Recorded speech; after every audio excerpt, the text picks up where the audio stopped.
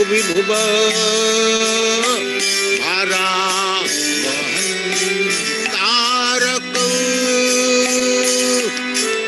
वंदे रूप सनातन रघुजुग श्री जीव गोपालक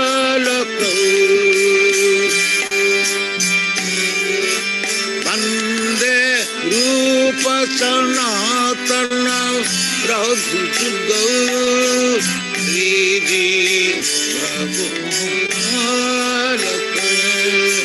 कृष्ण कीर्तन गान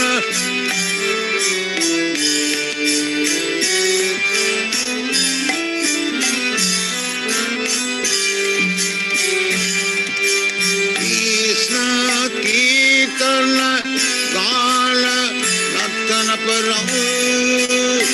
प्रेम में वीर वीर जन प्रिय प्रिय करो निर्माण पूजित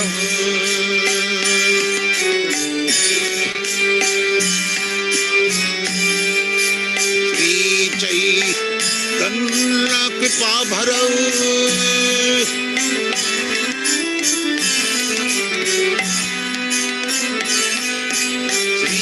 चैतन्य कृपा भरो भुवि भुव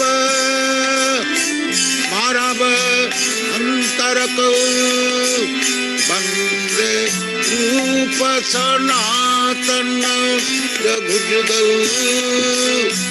श्री जीव गोपालक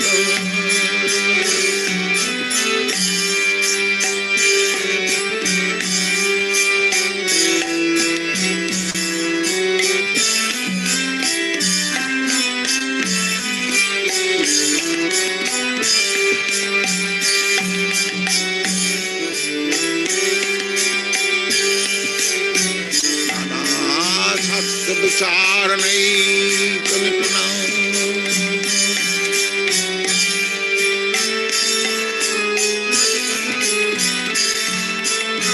सद्धर्म संस्थापक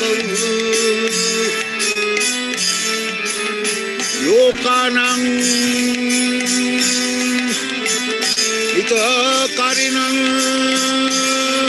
त्रिभुवने मन्नं शरण करो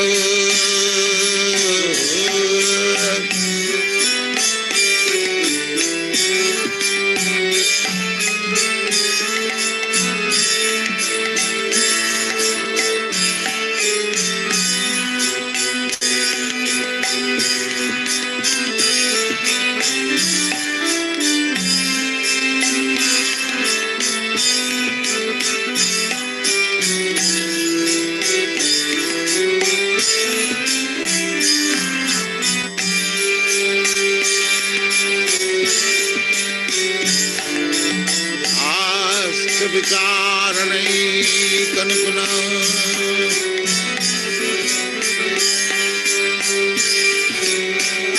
धर्म संस्थापक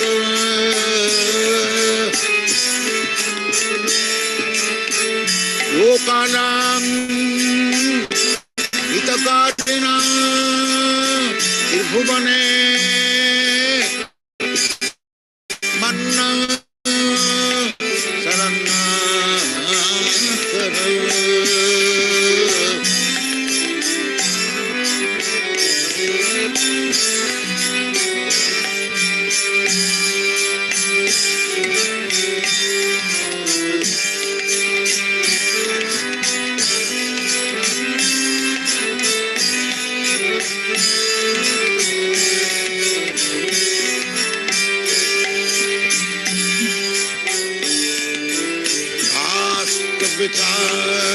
विचारणैकनिपुना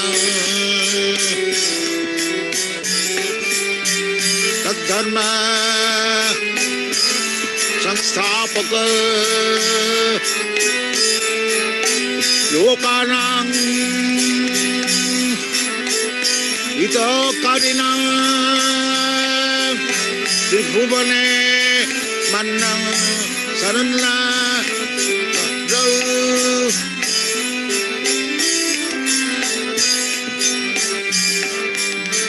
श्री चैतन्य कृपा बरौ लोकानां हितकारिणां त्रिभुवने मन्नं शरणं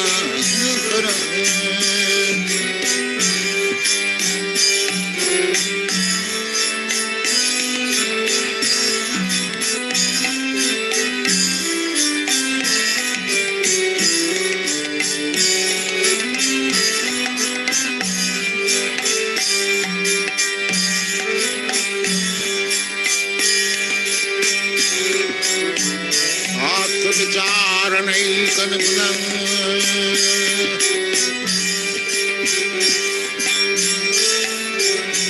तद्धर्म संस्थापक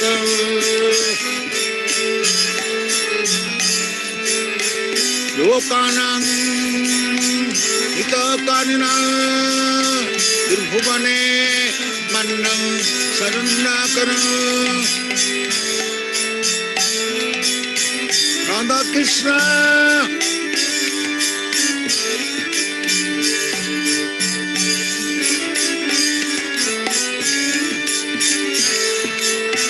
Radha Krishna Padaravindav Bhajanamritav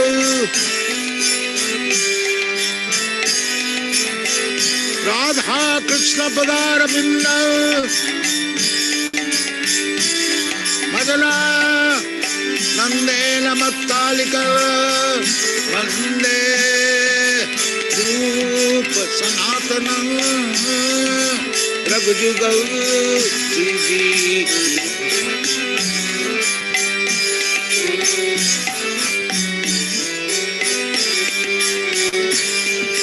Krishna Kitana Dana Natala Parau Prema Manisi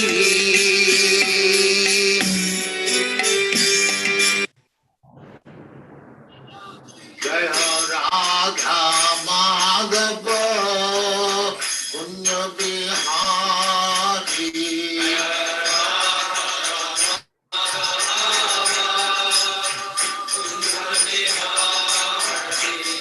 Jaya Radha Madhava Punya Bihari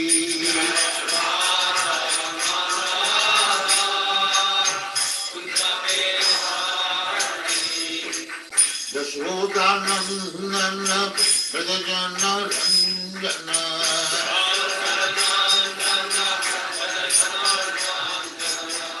Yashodanandana Prajajana Ranjana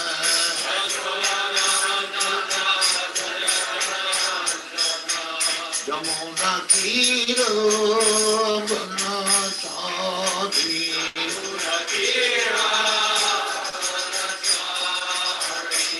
Yamuna Tira Banachari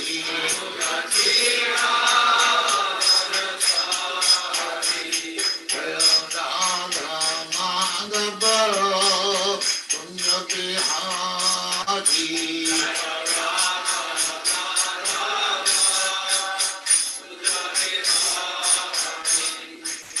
Gopi Jana Vallabha Girivaradhari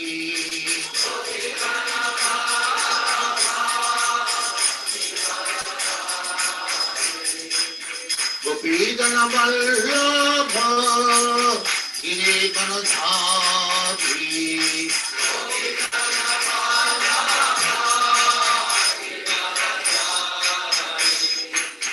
Yashodanandana Prajajana Ranjana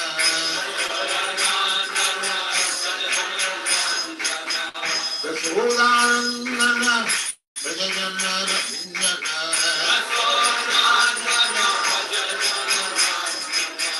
Yamuna Tira Banachari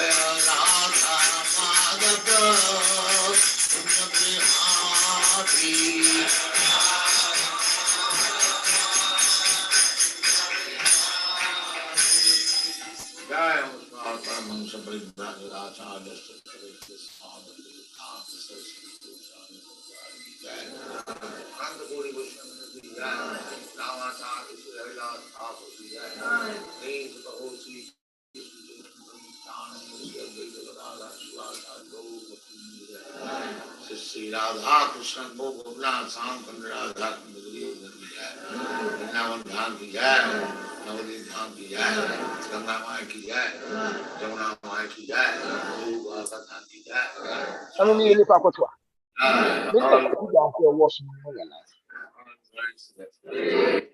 Thank you very much.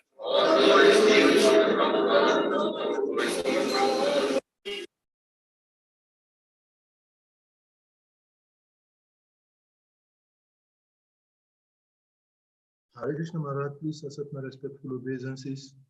All glories to his confounder, Acharya Divine Krishna Prabhupada.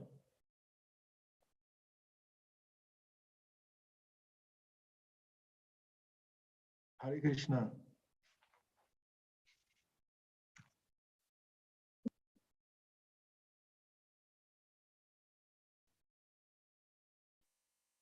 Hare Krishna.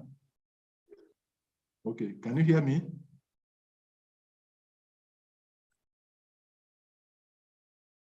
Yeah, we can hear you. Hare Krishna. Okay. I think Maharaj stood up to take care of something. You're all welcome to the this morning's Bhakti Sastri class. Hare Krishna Maharaj, please, you're welcome.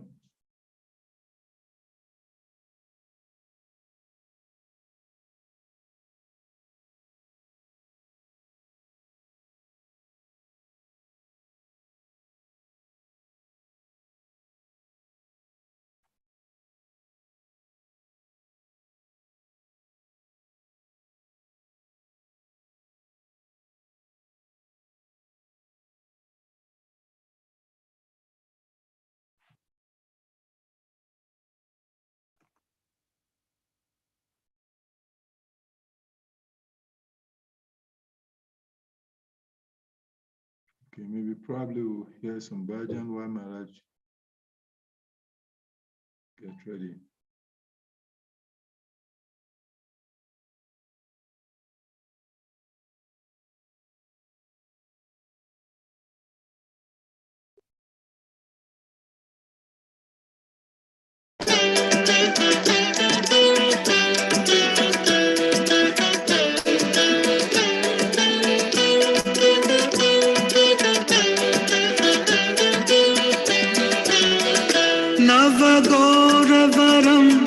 पुष्पसरं नवभावधरं नवलस्य परं नवहास्यकरं नवहेमवरं प्रणमामि शचीसुत गौरवरं नवगौरवरं नवपुष्पसरं नवभावधरं नवलास्यपरं नवहास्यकरं नवहेमवरं प्रणमामि शचीसुत गौरवरम्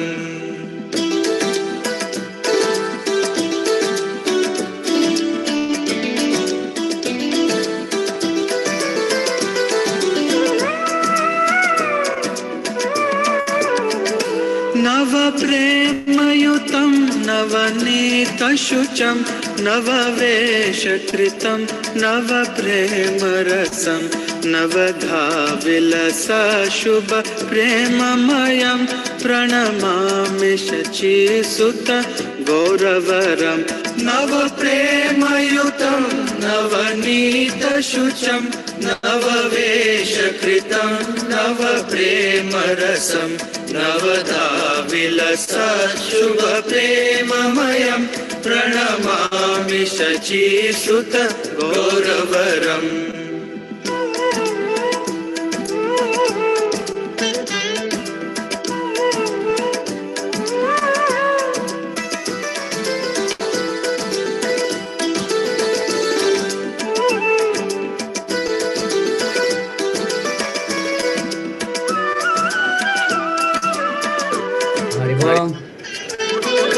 Hari Bhakti Param Harinam. Haribol. Hare Krishna Maharaj. Right? Anyone else coming today? I'm surprised that only 2 students are here. I don't know why they're not here, Maharaj. Okay, we'll broadcast anyway. You never know what's going on if it's internet trouble. They're all informed Family trouble. about the timing of.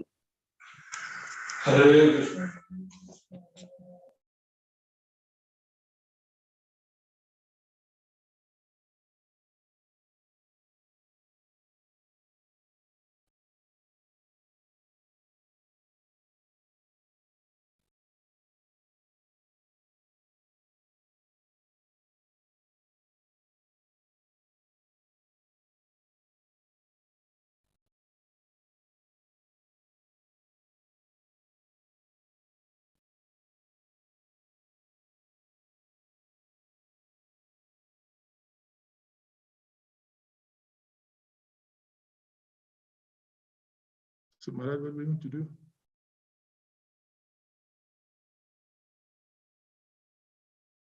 Haribol? Yes, Maharaj. Okay, I hear you clearly. So we're on chapter 2. Yes, Maharaj. Did everybody get those questions from Prabhupada's original?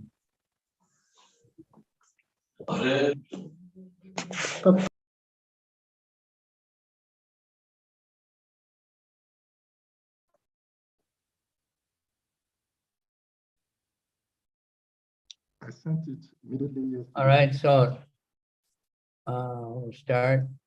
Nama Om Vishnu Padaya Krishna Pristaya Bhutale Shrimate Bhakti Vedanta Swaminiti Namani Namaste Saraswati Devi Gauravani Pracharane Nirvisesha Sunivare Paschachade Sutta.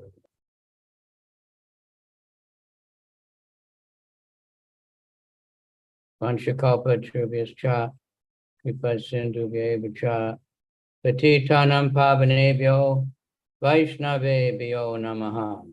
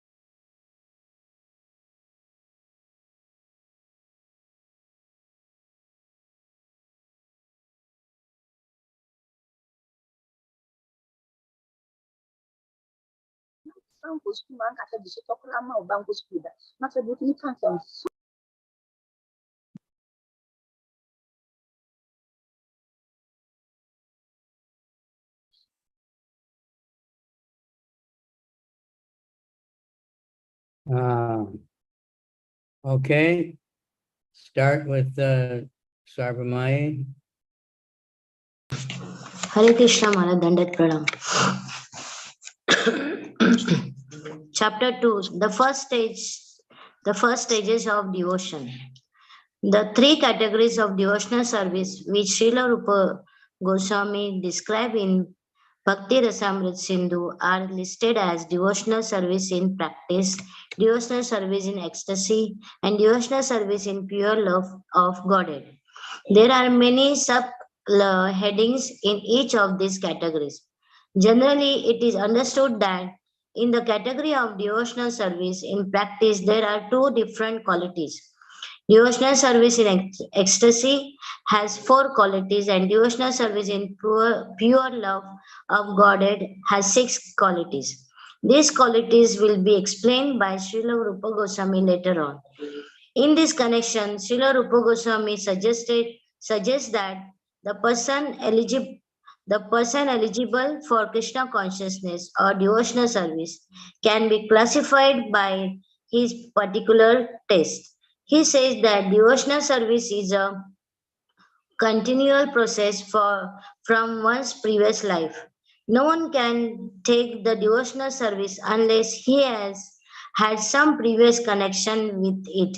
For example, suppose in this life I practice devotional service to some extent, even though it is not 100% perfectly performed, whereas I have done will not be lost in my next life. From the very point where I stop in this life, I shall begin again.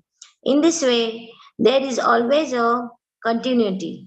But even if there is no continuity, if only by chance a person takes interest in a pure devotee's instruction, he can be accepted and can advance in devotional service.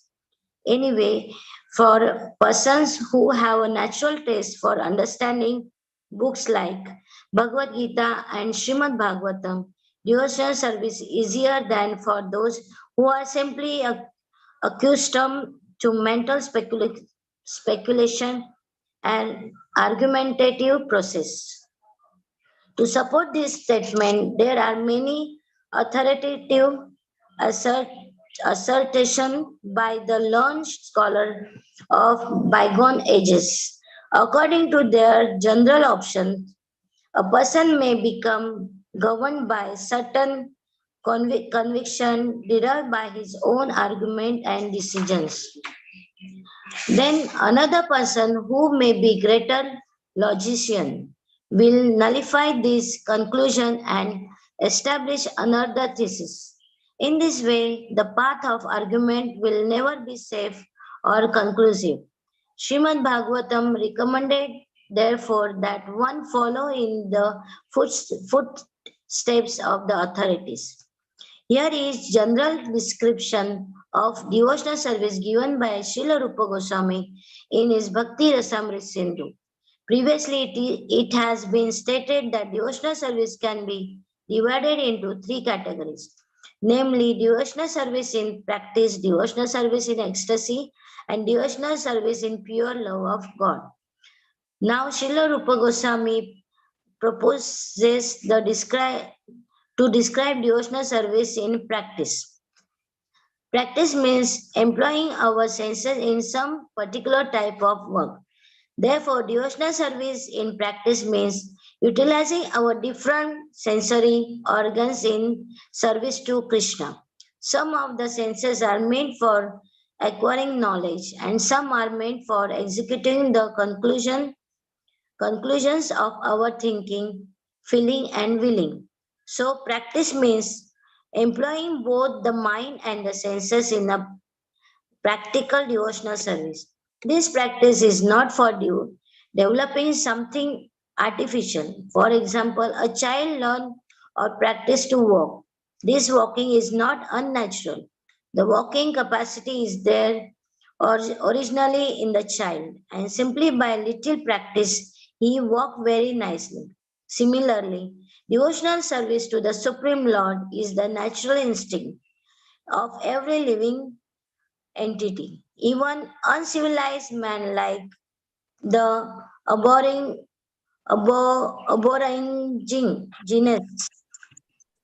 offer their respectful obeisances to something wonderful exhibited by nature's law, and they appreciate that behind some wonderful exhibition or exhibitions or action, there is something supreme. So this consciousness, though lying dormant in those who are mentally contaminated is found every living entity. And when purified, this is called Krishna consciousness. There are certain Hare Krishna. There are certain prescribed methods for employing our senses and mind in such a way that our dormant consciousness for loving Krishna will be invoked as much as the child, with a little practice can begin to walk. One who has no basic walking capacity cannot walk by practice. Similarly, Krishna consciousness cannot be aroused simply by practice. Actually, there is no such practice.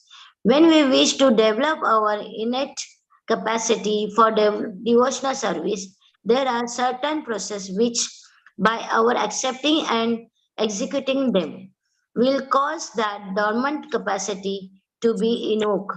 Such practice is called sadhana bhakti. Every living entity under the spell of material energy is held to be in a abnormal condition of madness.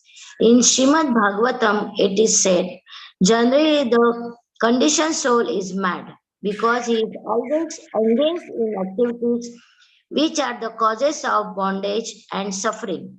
Spirit soul in this original condition is joyful, bliss, eternal, and full of knowledge. Only by his implication in material activities has, has he become miserable, temporary, and full of ignorance. This is due to vikarma. Vikarma means action which should not be done. Therefore, we must practice sadhana bhakti, which means to offer Mangal Arati, deity worship in the morning, to refrain from the certain material activities, to offer obeisances to the spiritual master, and to follow many other rules and regulations, which will be discussed here one after another. These practices will help one become cured of madness. As a man's mental disease is cured by the directions of physiologic Psychiatrist. sorry, psychiatrists. So the sadhana bhakti cures the conditioned soul of his mind under the spell of Maya material illusion. Okay. Narendra, Okay, okay. hold it. So there's a few important points there. One is that the devotional service is dormant in everybody. It's already there, but we have to uncover it. That's the basic idea. So we do sadhana.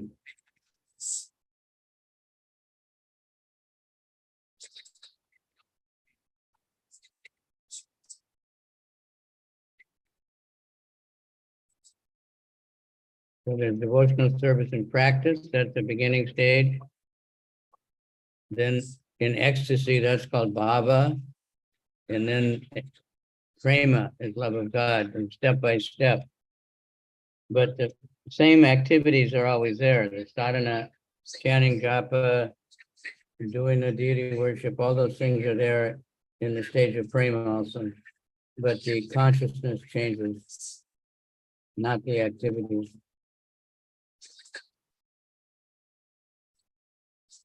Okay, thank you.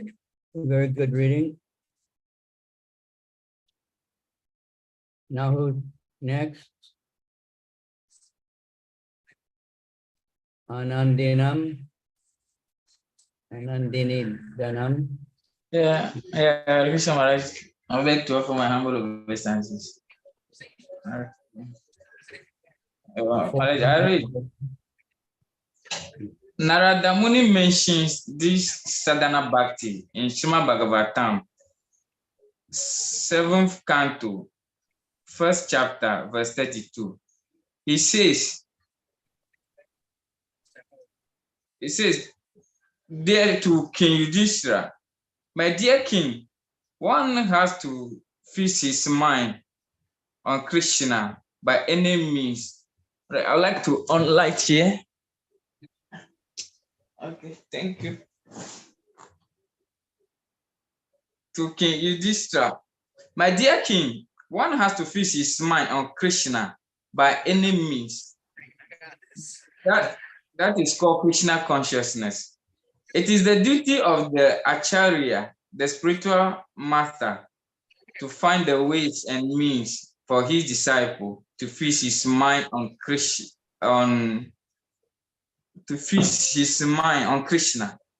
That is the blessing of sadhana bhakti. Sri Chaitanya Mahaprabhu has given us an authorized program for this purpose, centered around the chanting of the Hare Krishna mantra. This chanting has so much power that it immediately attaches one to Krishna. That is the beginning of sadhana bhakti. Somehow or the other, one has to fix his mind on Krishna. The great saint Ambarish Maharaj, although a responsible king, fixed his mind on Krishna.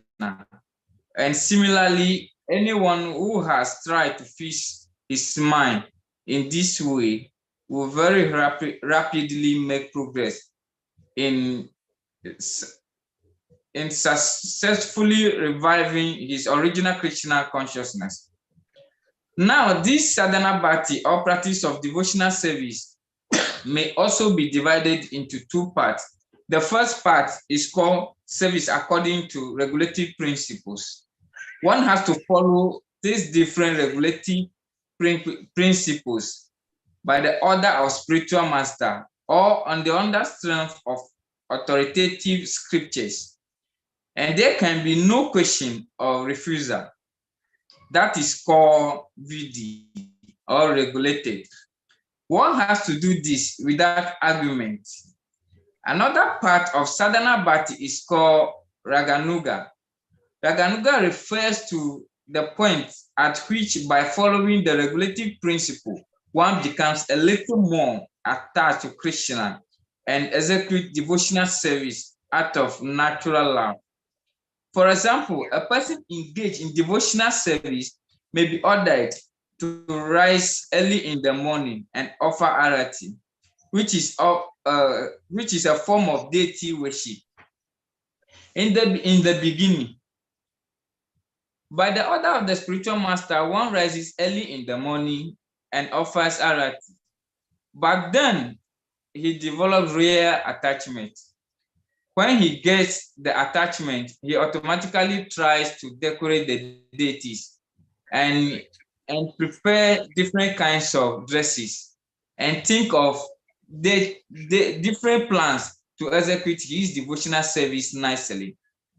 Although it is within the category of practice, this offering of loving service is spontaneous. So the practice of devotional service, sadhana bhakti, can be divided into two parts, namely regulative and spontaneous. Rupa Goswami defines the first part of devotional practice or sadhana bhakti as follows. When there is no attachment or no spontaneous loving service to the Lord, one is engaged in the service of the Lord. Simple act of obedience to the order of the spiritual master or in pursuance of the scriptures. Such obligatory service is called Vidhi Bhakti.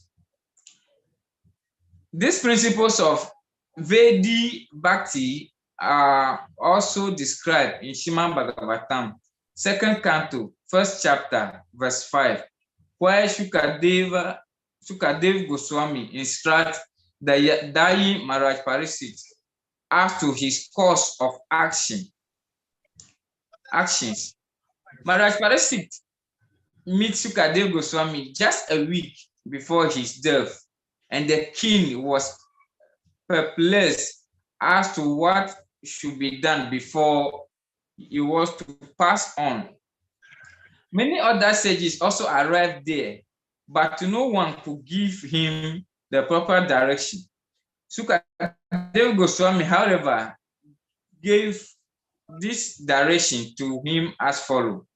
My dear king, if you want to be fearless in meeting your death next week, for actually everyone is afraid at the point of death, then you must immediately begin the process of hearing and chanting and remembering God. If one can chant and hear Hare Krishna and always remember Lord Krishna, then he is sure to become fearless of death, which may come at any moment. In the statement of Shukadeva Goswami, it is said that the Supreme Personality of Godhead, Supreme Personality of Godhead is Krishna. Therefore, Shukadeva Goswami recommends that one should always hear about Krishna. It does not recommend that one hear and chant about demigods. The Mayavadis impersonally says that one may chant any name, either that of Krishna or choose or those of the demigods, and the result will be the same. But actually, this is not a fact. According to the authorized version of Srimad Bhagavatam, one has to hear and chant about Lord Vishnu, Krishna only. Shukadeva Goswami has recommended to Parikshit Maharaj that in order to be fearless of death, one has to hear and chant and remember the Supreme Personality of Godhead, Krishna, by all means. He always mentions that Supreme Personality of Godhead is Savatma. Savatma means the super soul of everyone. Krishna is also mentioned as Ishwara, the supreme controller who is situated in everyone's heart. Therefore, if some way or the other we become attached to Krishna, he will make us free from all danger. In Srimad Bhagavad Gita, it is said that anyone who becomes a devotee of the Lord is never vanquished. Others, however, are always vanquished. Vanquished means that after getting this human form of life, a person does not come out of entanglement of birth and death, and thus misses his golden opportunity. Such a person does not know where he is being thrown by the laws of nature. Suppose one does not develop Krishna consciousness in this life form of life, he will be thrown into the cycle of birth and death, involving 8,400,000 species of life, and his spiritual identity will remain lost. One does not know whether he is going to be a plant or a beast or a bird or something like that, because there are so many species of life. The recommendation of Rupa Goswami for reviving our original Krishna consciousness is that somehow or the other we should apply our minds to Krishna very seriously, and that also become fearless of death. After death, we do not know our destination because we are completely under the control of the laws of material nature.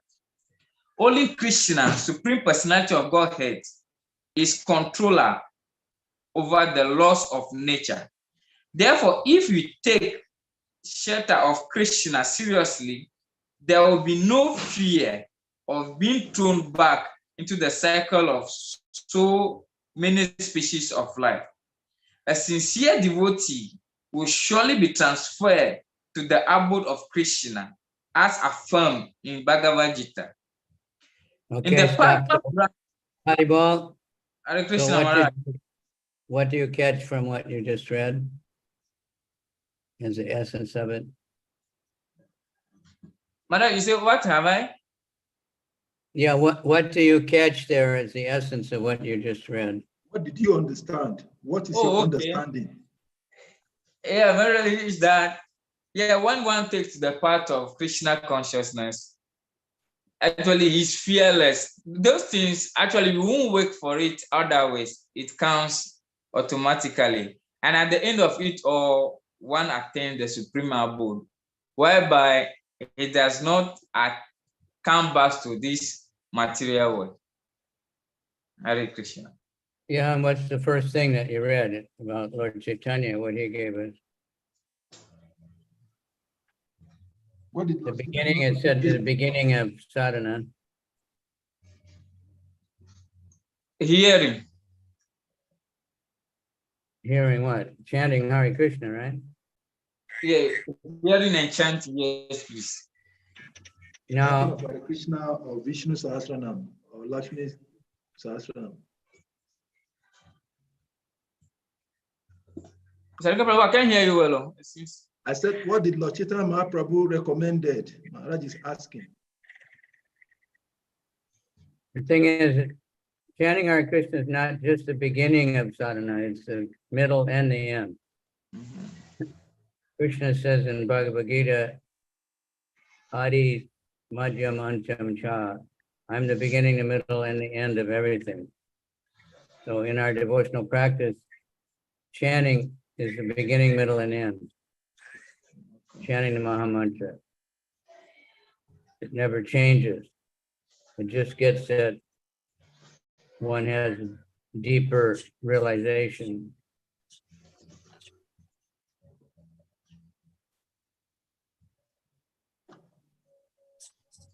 All right.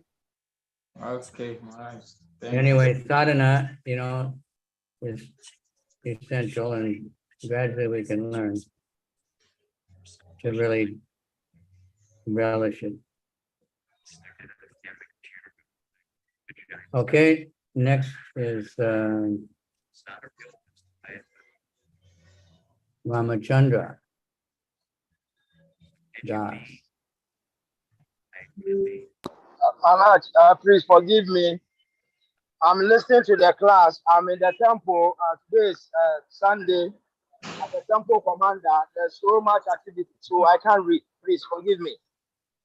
Okay. So Salik is there? Yes, Maharaj. You read Okay, I'll continue from where he stopped. Padma Purana also, the same as his bar.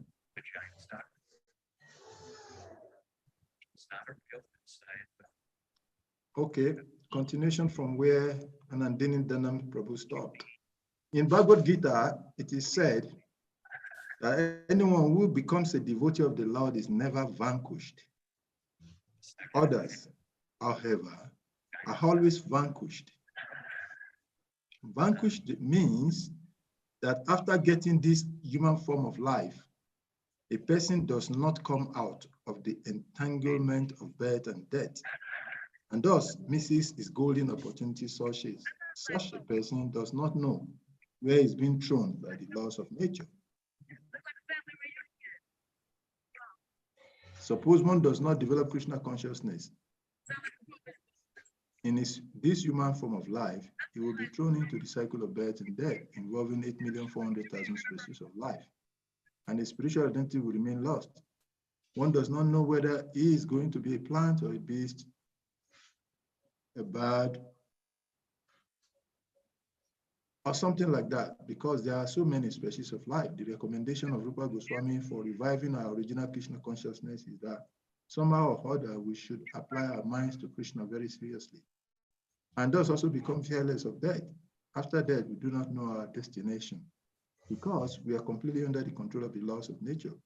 Only Krishna, the Supreme Personality of Godhead, is controller over the laws of nature. Therefore, if we take shelter of Krishna seriously, there will be no fear of being thrown back into the.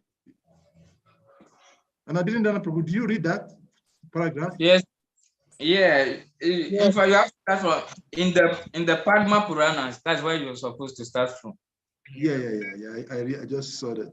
In the Padma Purana, also the same process is advised. Therefore, it is said that one should always remember Lord Vishnu. This is called dhyana or meditation. Always remembering Krishna. It is said that one has to meditate with his mind fixed upon Vishnu. Padma Purana recommends that one always fixes his mind on the form of Vishnu by meditation and not forget him at any moment. And this state of consciousness is called samadhi or trance. We should try to mold the activities of our lives in such a way that we will constantly remember Vishnu or Krishna, that is Krishna consciousness. Whether one concentrates his mind on the four-handed form of Vishnu or on the form of two-handed Krishna, it is the same. The Padma Purana recommends somehow or other always think of Vishnu without forgetting him under any circumstances. Actually, this is the most basics of all regulative principles. For when there is an order from a superior about doing something, there is simultaneously a prohibition. When the order is that one should always remember Krishna, the prohibition is that one should never forget Krishna. Within this simple order and provision, all regulative principles are found complete. This regulative principle is applicable to all varnas and ashrams, the caste and occupation of life. There are four varnas, namely the brahmanas, priests and intellectuals, the Sastriyas, warriors and statesmen, the Vaishyas, the businessmen and farmers, and the Shudras, laborers and servants. There are also four standard ashrams, namely Brahmacharya, student life, Grihastha, householder, Vanaprastha, retired, and Sannyas, order, renounced order of life. The regulative principles are not only for the Brahmacharis, celibate student to follow, but are applicable for all. It doesn't matter whether one is a beginner, a brahmachari, or is very advanced, a sannyasi. The principles of remembering the Supreme Personality of Godhead constantly and not forgetting him at any moment is meant to be followed by everyone without fail. Stop a minute. Haribol. Okay. So you might have all heard this, but the Padma Purana, it's a Sanskrit, but there's two principles. Everything boils down to two principles. Who knows what that is?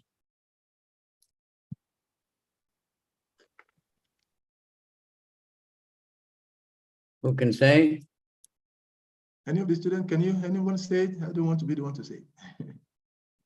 You know, there's so many regulations, like we can read later, all these different offenses to deity worship and things you shouldn't do and all that. But it all boils down to two. We just read it, madam. Always remember Krishna. And okay.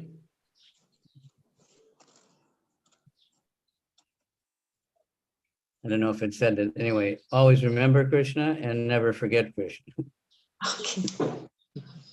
Now, I've been asked what's the difference, but it's one other simultaneously one and different, you know. But that's the point. Always remember Krishna and never forget Krishna. So how do we do that? We keep hearing about Krishna, keep chanting. Then Krishna will let us remember, read Bhagavad Gita, because whatever we put into our mind, you know, our subconscious, that's what we remember. Krishna knows what we want. So whatever our desires are, Krishna, from him comes remembrance, forgetfulness. So Krishna knows, I want to remember you. Please let me remember you. Please let me remember to chant. Please let me get up, and then we will. The secret is to beg Krishna for help. Okay, good. You want to read more, Salika? If this injunction. Okay. Come up.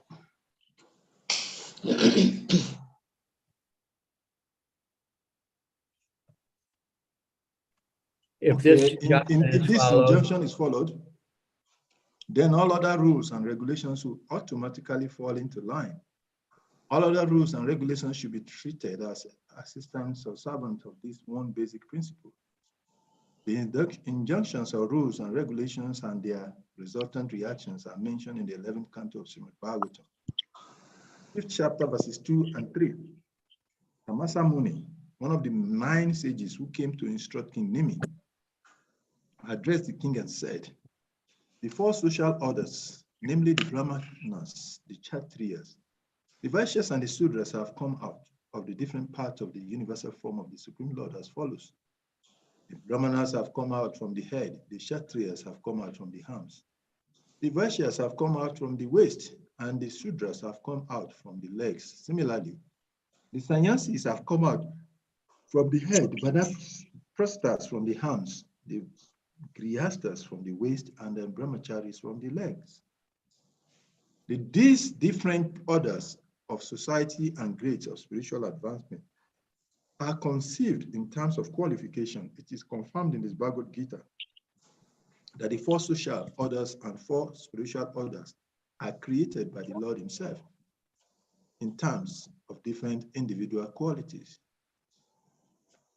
As stated in the parts of the body, as the different parts of the body have different types of activities, so the social orders and spiritual orders also have different types of activities in terms of qualification and position.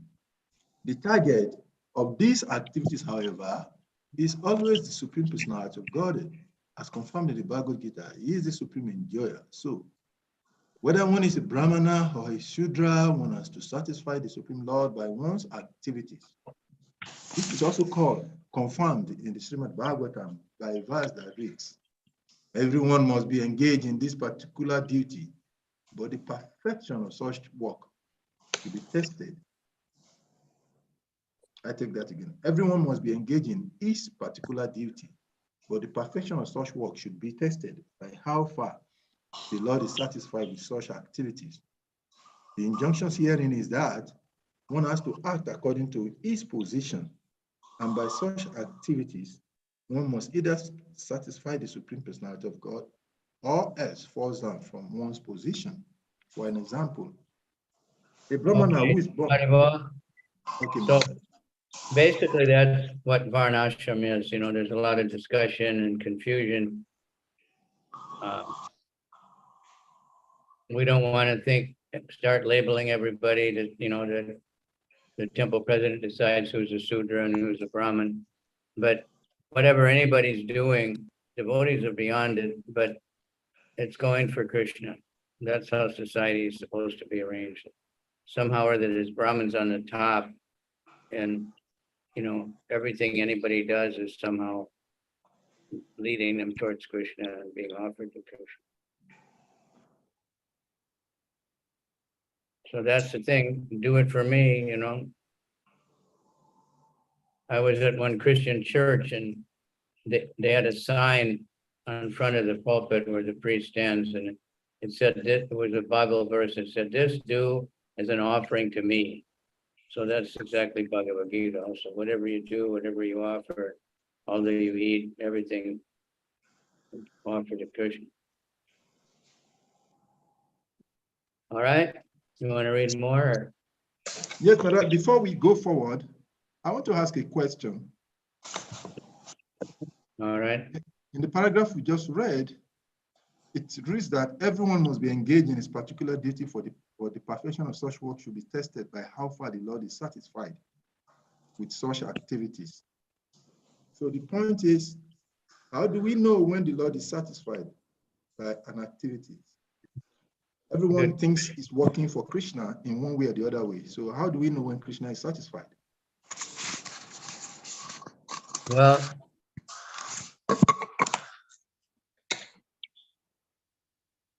Krishna has his representatives who will tell us. So if the devotees are satisfied, spiritual master is satisfied, you feel satisfied. One thing is that I think, you know, if we're inspired to keep going, every day we feel like, let me try again, then that means Krishna's happy because he's giving us that desire to carry on.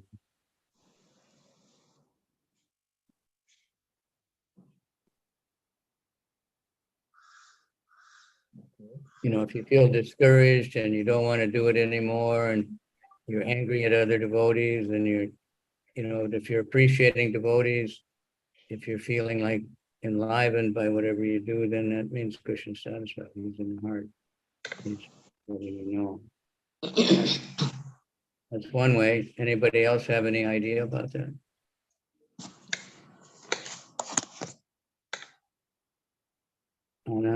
Anandini Danam. Anandini Prabhu. Yeah, but right, me, my own is the form of this thing, a follow-up, because if you have to use devotees as a yardstick to see whatever we are doing, pleasing Krishna. In our part of the world, West Africa to be precise, in fact, there is nothing a devotee does that we do appreciate him a lot, or her, until after his death, before we do appreciation. So if we have to use the devotees as a yardstick to see whether whatever I'm doing is pleasing Krishna, I'm afraid I don't know how can that be determined here in our room. Because we always glorify them when they are no more. But when they are alive, we don't glorify them. So I need a bit clarification there. Because as you said, we cannot please Krishna directly also. But it have to be the gurus and the devotees. The gurus, they don't normally come by. They come once in a while. But devotees, we are living with them. But there is nothing that we do that pleases them. But when we are dead and gone, then they can say all sorts of songs in the name of glorification.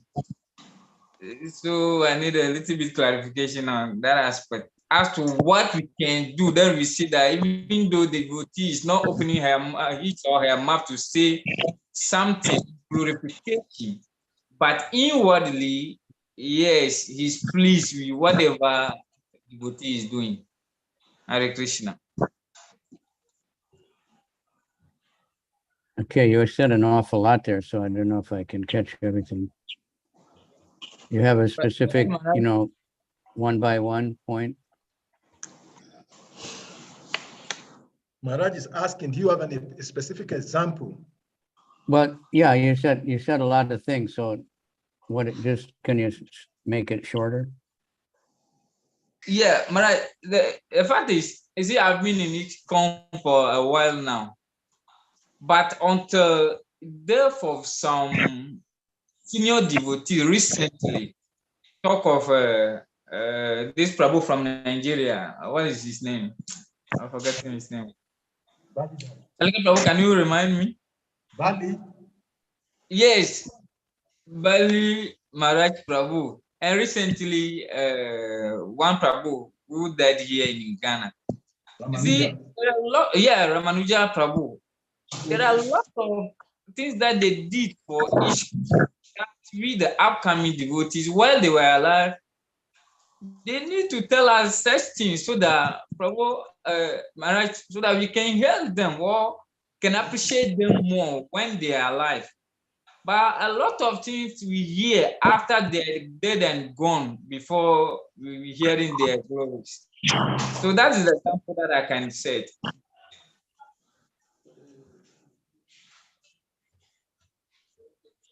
Can you make that clear, Salika? What I think I got it.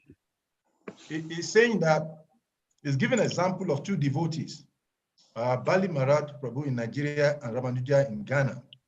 These devotees were not generally appreciated by devotees in the region until when they left. They were considered to be nonsense. They were considered to be deviating. But when they died, everyone was glorifying them of their glorious activities in Krishna consciousness. So his question is, so if devotees are the yardstick and guru, and devotees don't appreciate each other, so how then do we know Krishna is satisfied? Yeah, well, that's a good point. Every time somebody leaves, and I mentioned it every time, you know, there's a flood of appreciation and glorification. And the point is, why can't we do that before someone leaves? You know, it's not only with devotees, it's probably everywhere, you know, we don't appreciate someone, you know. Of course, Bali, a lot of people appreciated him, mostly trying to get something from him, but he he did a lot of really good, you know, he did some crazy things also. That's powerful people do that, but we should learn to appreciate everyone, and that, and then Krishna is pleased. That's what Krishna likes. Ramanuja did a lot of, you know, preaching, a lot of things. He also made a few big mistakes, but I was really glad that, you know, when someone leaves, everybody at least forgets all the, forget all the mistakes and just glorify them. But we should practice that before people leave. Look for the good and appreciating devotees. We don't have to flatter and make up stories, but, you know, we should look for the good and appreciate. And that will make people become better people. That will, you know, if someone's always, you know, pointing out the good things you do, you want to do more good things. Naturally, like just children. Children, some parents, they only pay attention to their children when they do bad things. And the basic thing that everyone wants is attention. They want to be noticed. So they'll do more and more bad things. But if you're pointing out, if you ignore the bad things and mention, oh, you did really nice, this is really good, they'll naturally want to do more good things. So we should think like that. Look for the good and point out the good things that everyone does. Well, of course, if someone does something damaging and making trouble, then we have to watch out. But it's an interesting picture. Can I have the screen share? Yes, Maharaj. I sent this to the West African WhatsApp, but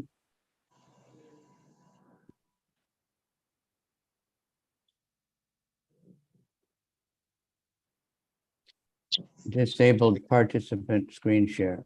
Okay.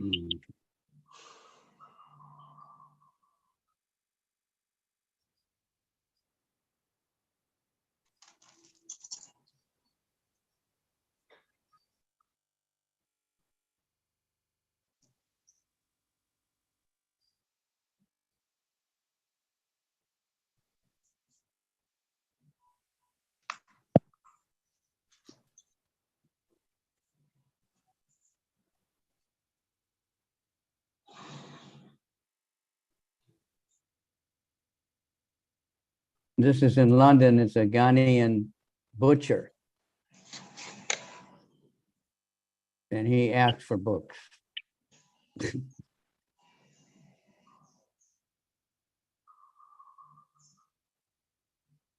So don't think, you know, somebody's too degraded or sinful or something.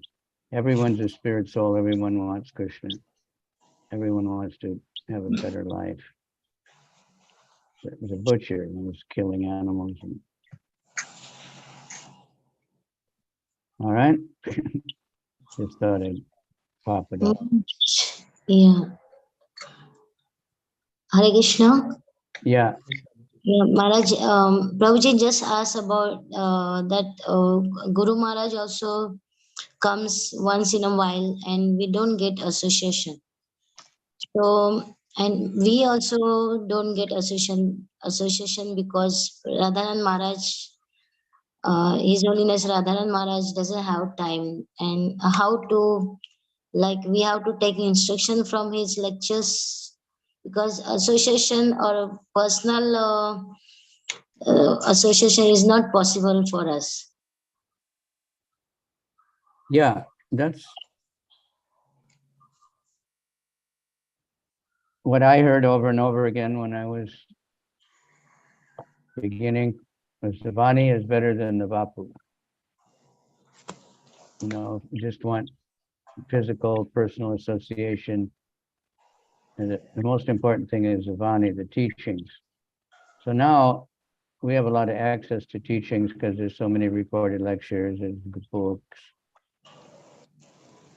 And like, I never had personal association with Prabhupada. I did, you know, attended classes that he gave class. There were all hundreds of other devotees there. Went on a few morning walks. We were told, don't even write him a letter, you know, because we want him to translate. We don't want to distract him. So, of course, we had his books, but you have the association of devotees, and that's how the Krishna comes in the form of the Guru, Shastra, and Sadhu. So we have Shastra and we have Sadhu. We have so many devotees. And dive into that, because that's how you really get association. Otherwise, we might be physically. Prabhupada had personal servants that fell down. Lord Chaitanya even had personal servant who got bewildered by the gypsies and lured away. Lord Chaitanya had to rescue him. So the best associations by Vani, and feelings of separation are the highest. That's another one that's hard to accept, but it's the most intense. Is if you're separated and you desire very, very much, but you can associate just by doing whatever service that is your dharma, whatever your service is, and offering everything for the pleasure of Guru and Krishna. It's a spiritual thing. It's not material. The Guru is not his body. We're not our body. So Prabhupada, when in the beginning, Prabhupada lived with everybody and lots of association, cooked for them and served them prasadam and everything.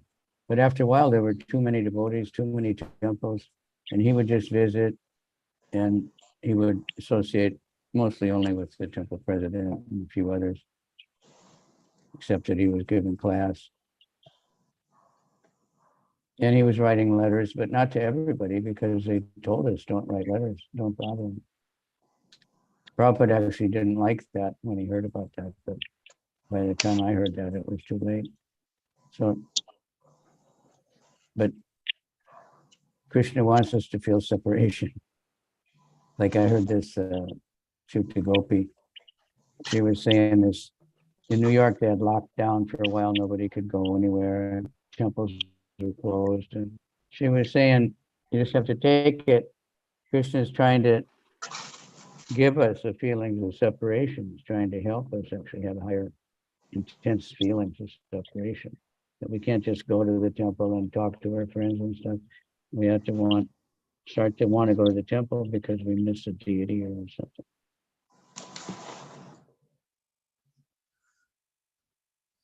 Okay? Yeah, That Hare help?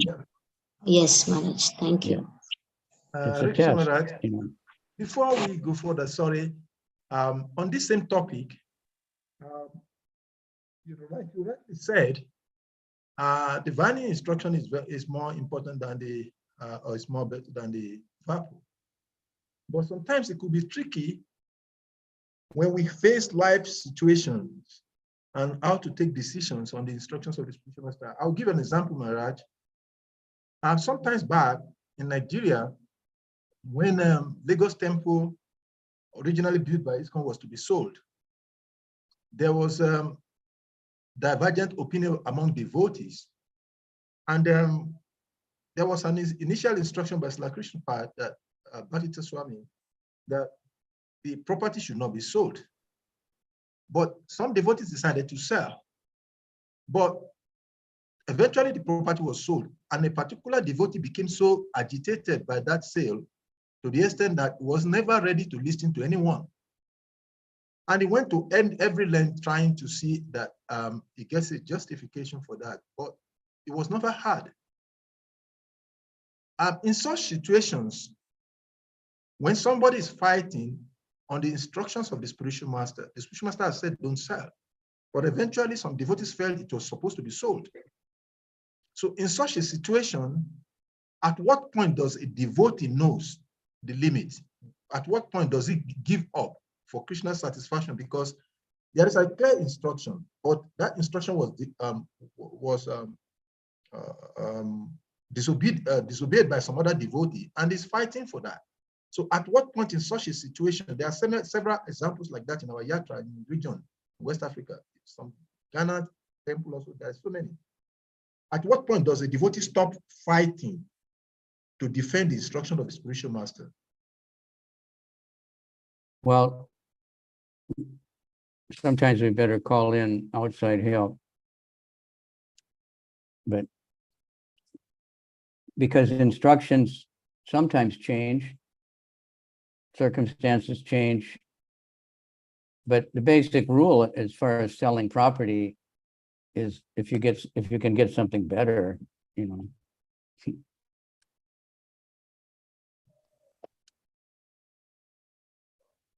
Right? Yes. And we have that same thing in New York. They sold that 55th Street, which is an incredible facility. And nobody yet can understand like how it happened, you know, many different theories. But we can never, you know, now that they bought the building for $250,000, they sold it for $1 million. Now it's worth like 12 million or 20 million or something. It's such an ideal location, unlimited facilities. But somehow it got sold, and hopefully we learn a lesson. But in some places, because that they don't want to sell something, and then it just turns out to be more and more of a burden. But so, you know, if the spiritual master is departed, then it's really hard because we can't directly ask him anything.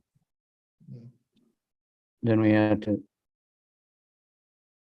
because it's just, you know, it goes on. There's so many different ideas about Prabhupada's instructions about different things, and fights and arguments and new movements starting and everything. So Prabhupada was like, if you can't settle it, just forget it and chant Hare Krishna, because that's the main instruction. Get together, chant Hare Krishna until things calm down. Because if something's already done, we don't want to just keep harping on it that you did something wrong and you can't change it. So we have to make use of the best use of the bad bargain. And then things should be, like Prabhupada made the GBC, said, none of you are qualified, but altogether you might have some intelligence.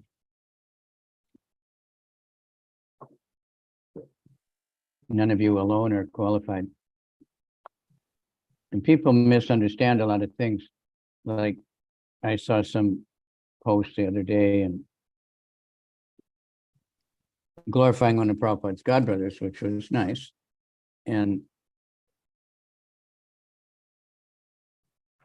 But sometimes people are doing that in order to criticize ISKCON because they didn't allow this godbrother to take charge after Prabhupada left or something. But then somebody commented that Prabhupada didn't see any of his godbrothers as gurus. But that's completely wrong. So there's devotees that really don't understand things. There's different kinds, like the word acharya. It's acharya with a capital A, for instance. That's like the head of an institution like Prabhupada. He's the founder acharya of ISKCON. It's a very high position, and it's not for very many people. Then there's an acharya, just means a teacher, you know, or an initiating guru. It's not the same to be an initiating guru or to be a founder acharya of the institution. So Prabhupada said none of his godbrothers are qualified to be world acharyas, but he never said they weren't qualified to be gurus. He respected all of them as gurus and as great devotees. He just wasn't happy with their managerial mood, and he lost their preaching spirit. And the preaching spirit was lost because they were fighting over positions and property and who should get what. So we have to be very careful about that. We've got a few issues always going on in West Africa. not only West Africa, everywhere. Some devotees saying this is this, and somebody else is saying that. And I don't want to get into the details, but of the current really neat, crazy one, but it's not pleasing to Guru when devotees are fighting and insulting each other. That's for sure. We have to be forgiving and loving, but not sentimental, but forgiving.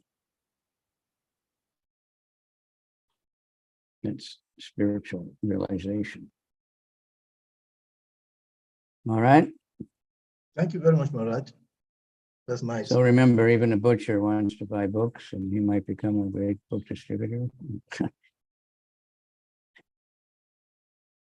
Happens all the time. We found in some places when we go in Harinam, in the fish market or the meat market, people are much happier and they give more donations and they take books more than people like in the flower market or the fruit market. I was always surprised. I've sold books and people just, they're eating. In Japan, they have this dried squid, squid, those little octopus animals. And it's dried up and it stinks like anything. And they have it on a stick and they're chewing on that and they take books. Then you see someone with an ice cream cone or something and they just too absorbed in their tongue. They just say, I don't need it. I'm happy. I got everything I need. I have ice cream. So, all right. So this is a very good, simple explanation of Varnashram, and we should take it. It's a very important understanding. So who can read next? We don't have Raganuga today, huh? Sarvamai. Hare Krishna.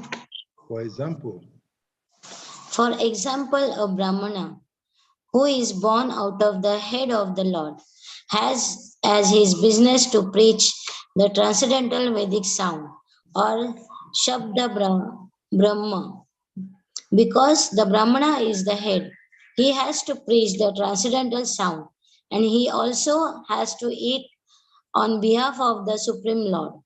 According to the Vedic injunctions, when a Brahmana eats, it is to be understood that a personality of Godhead is eating through him.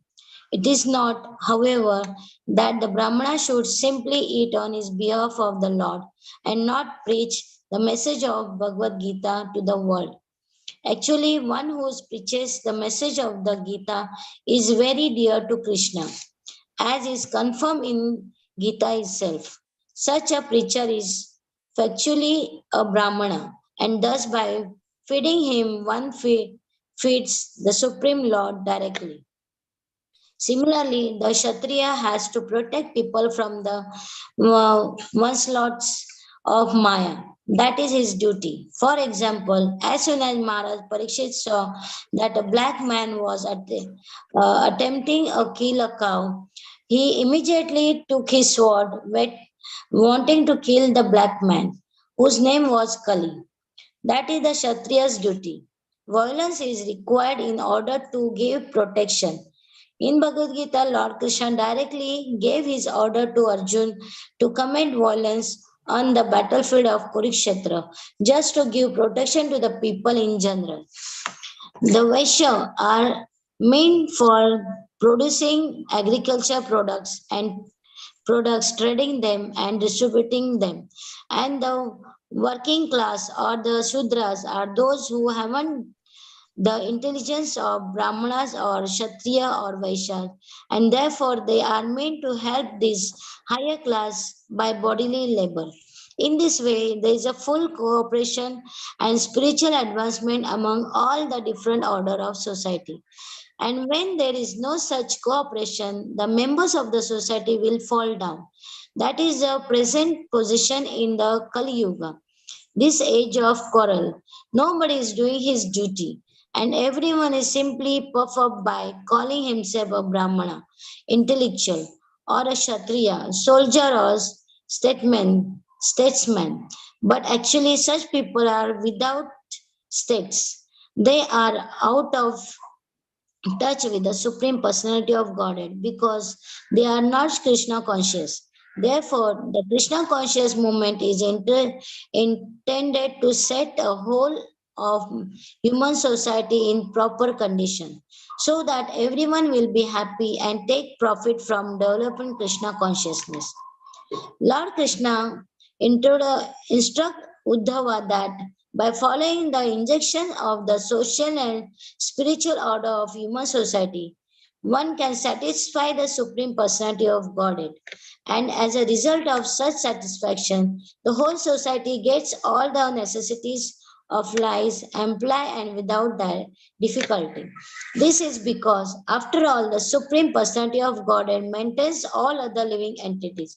If the whole society perform its respectful duties and remain in Krishna consciousness, there is no doubt that all of its members will live very peacefully and happily. Without wanting the necessities of life, the whole world will be turned into Vaikuntha, a spiritual abode, even without being transferred to the kingdom of God. By following the injunctions of Srimad Bhagavatam and prosecuting the duties of Krishna consciousness, all human society will be happy in all respects. There is a similar statement by Sri Krishna himself to Uddhava in the 11th canto of Srimad Bhagavatam, 27th chapter, verse 49.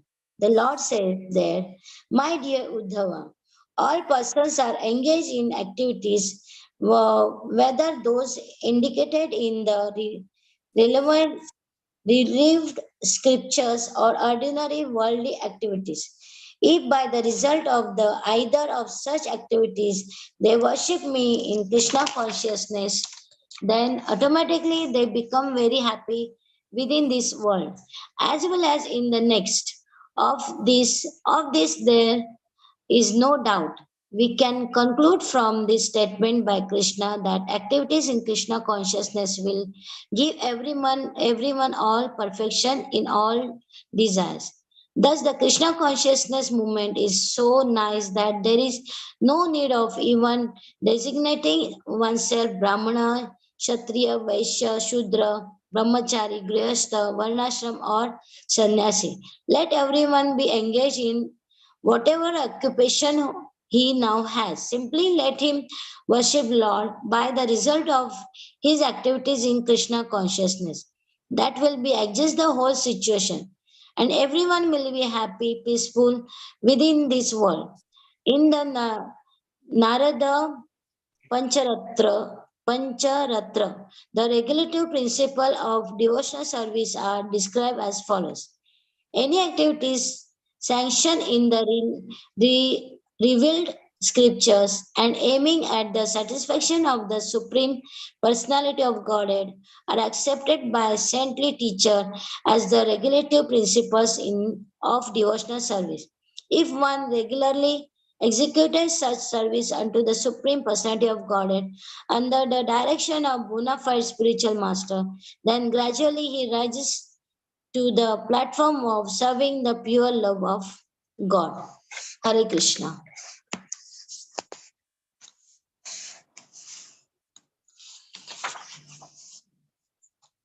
It's the end of the chapter, end of that section. Hare Okay, Krishna. that's very interesting. Right at the top of that paragraph. Hare Krishna Maharaj, I have one question. Yeah, just I want to read this again. It's the same paragraph you just finished. Thus, in the Krishna conscious movement is so nice. There's no need to even designating oneself as a Brahman, Kshatriya, Vaishya, Shudra, Brahmachari, Grihastha, Vanaprastha, or Sannyasi. Let everyone be engaged in whatever occupation he now has. Simply let him worship Lord Krishna by the results of his activities in Krishna consciousness. That will adjust the whole situation, and everyone will be happy and peaceful in this world.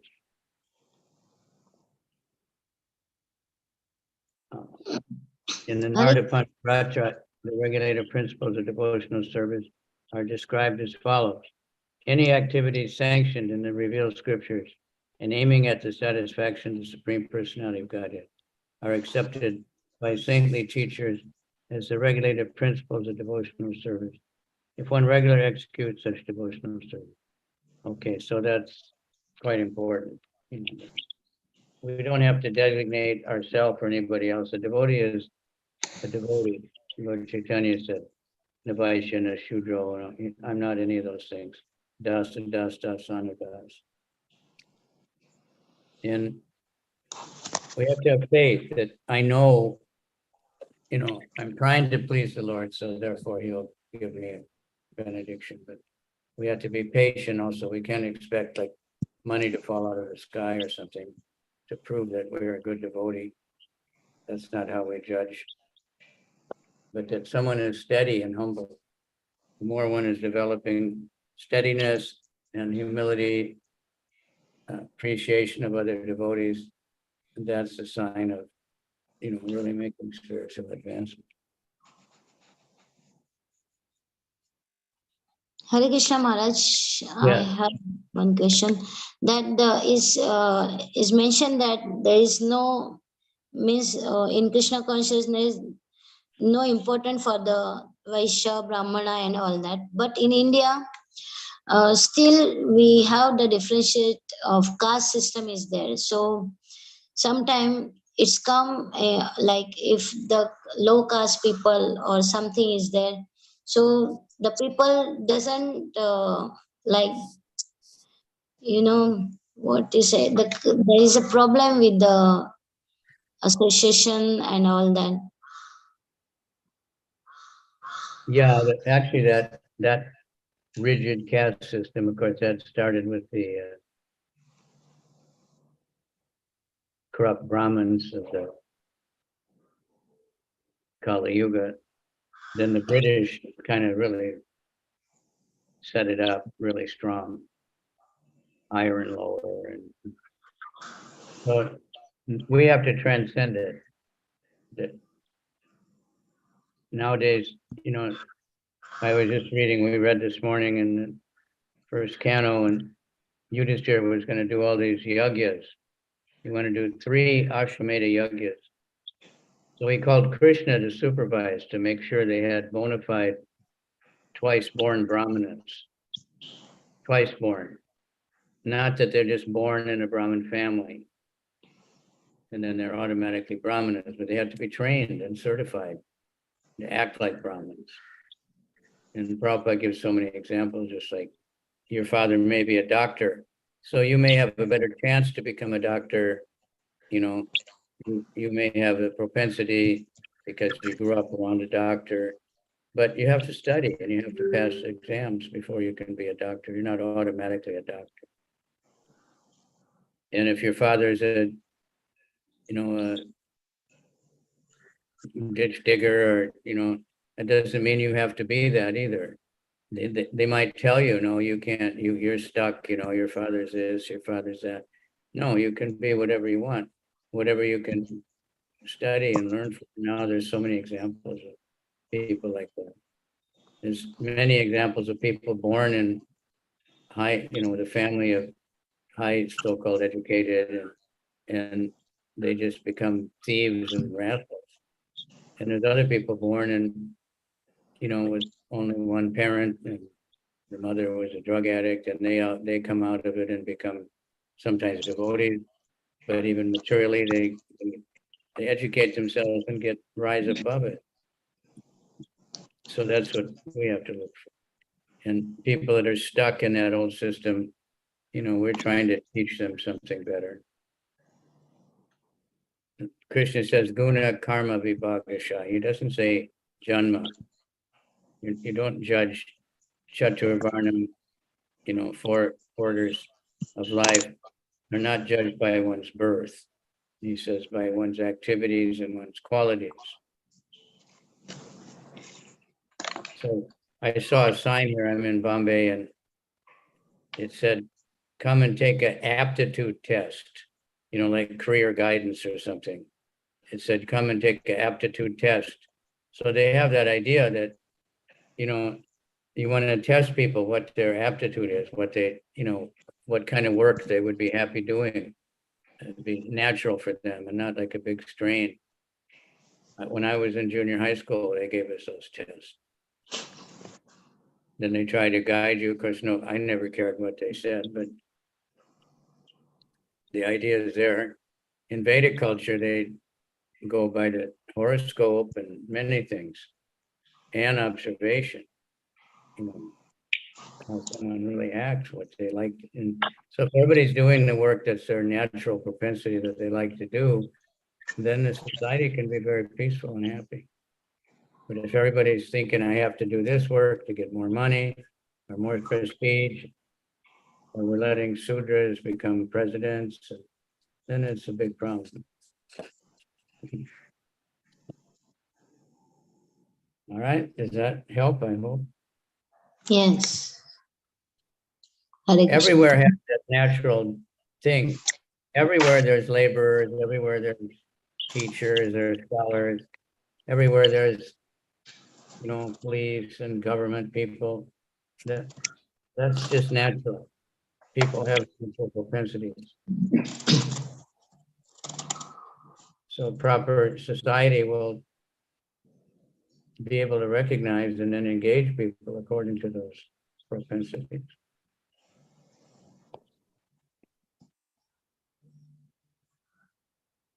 Would somebody like to read more? Or do you want to? Now, this is an interesting title, The Eligibility of a Candidate for Accepting Devotional Service. Because for preaching, sometimes we'll think, oh, this person, there's no hope for them. But we have to know the real standards. Okay, who's next? Anandini Ramachandra, you still can't read it. So yeah, chapter 3, eligibility of the candidate for accepting devotional service. Hare Krishna. On account of association with Mahatmas or great souls, 100% in devotional service of the Lord, one may attain a little bit of attraction for Krishna. But at the same time, one may remain very much attached to fruitive activities and material sense enjoyment and not be prepared to undergo the different types of renunciation. Such a person, if he has unflinching attraction to Krishna, becomes eligible candidate for discharging devotional service. This attraction for Krishna consciousness in association with pure devotees is the sign of great fortune. It is confirmed by Lord Chaitanya that only the fortunate persons, by the mercy of both bona fide spiritual master and Krishna, will get the seat of devotional service. In this connection, Lord Krishna said in Bhagavatam 11th canto, 20th chapter, verse 8, my dear Uddhava, only by exceptional fortune does someone become attached to me.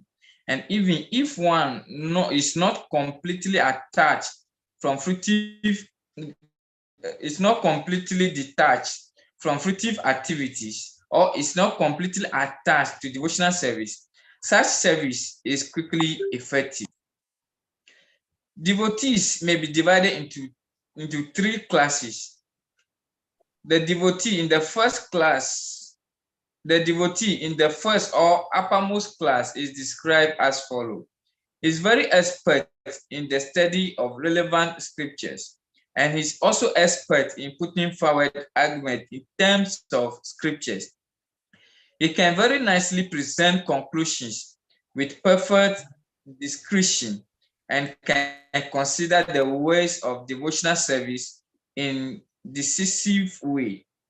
He understands perfectly that the ultimate goal of life is to attain to the transcendental loving service of Krishna, and he knows that Krishna is the only object of worship and love.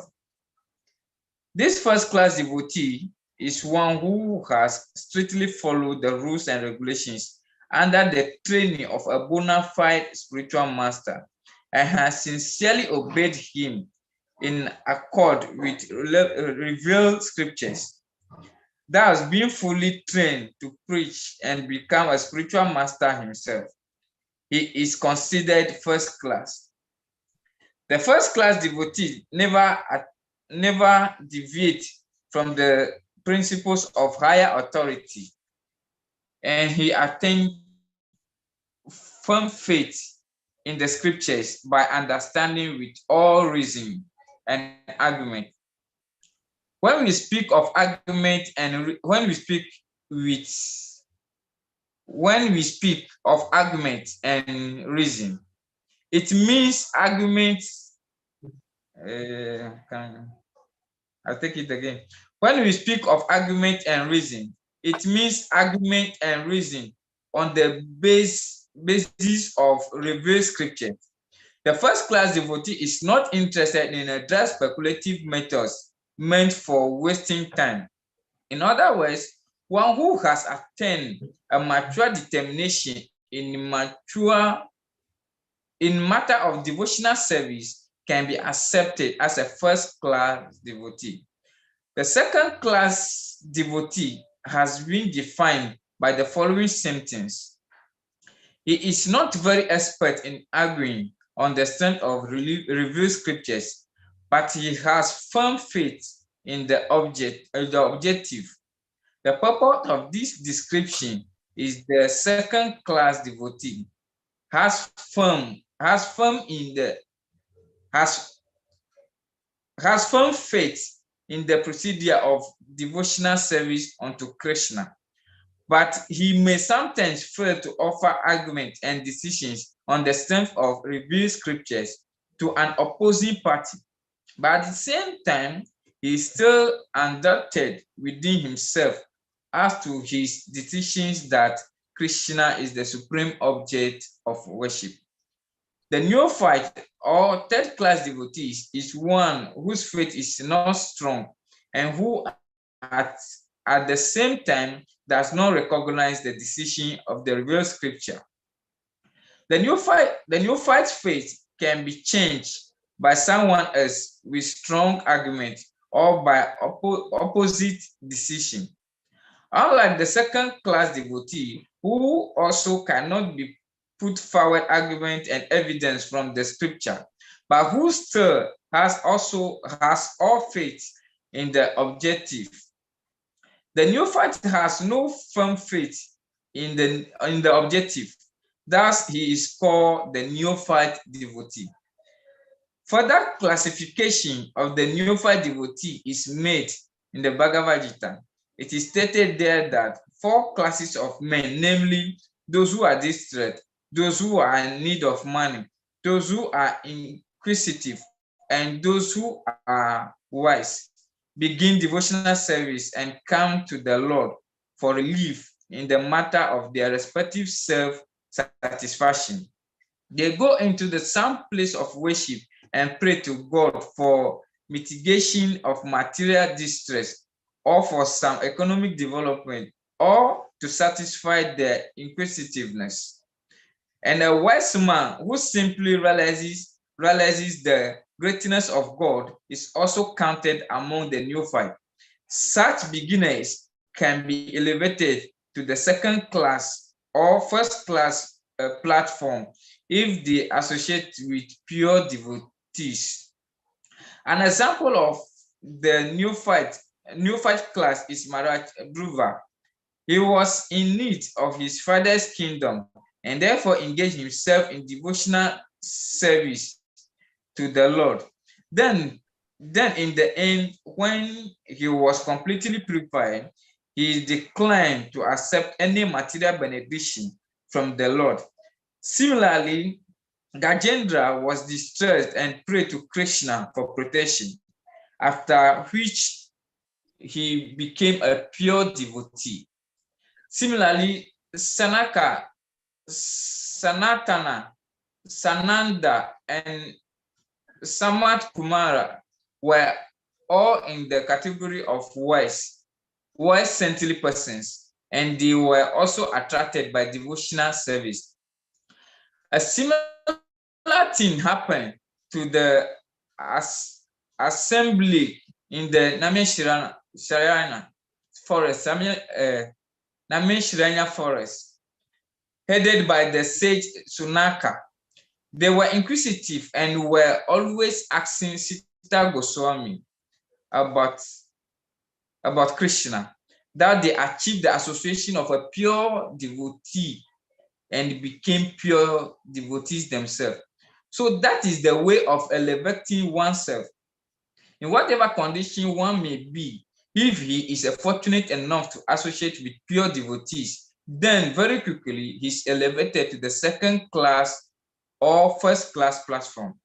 These 4 types of devotees have been described in the 7th chapter of Bhagavad Gita, and they have all been accepted as pious. Without becoming pious, no one can come to devotional service. It is explained in the Bhagavad Gita that only one who is continually executed pious service and whose sinful reactions in life have completely stopped can take to Krishna consciousness. Otherwise, cannot. The neophyte devotees are classified into 4 groups: the distressed, those who are in need of money, the inquisitive, and the wise, according to the gradation of pious activity, gradation of pious activities. With that pious activity, if a man is in distress condition, he becomes an agnostic, a communist, or something like that, a communist or something like that.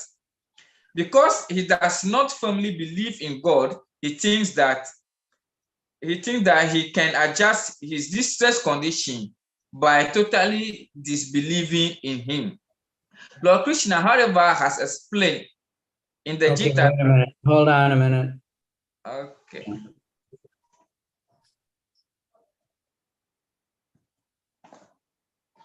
Prabhupada mentions one Bhagavad Gita verse.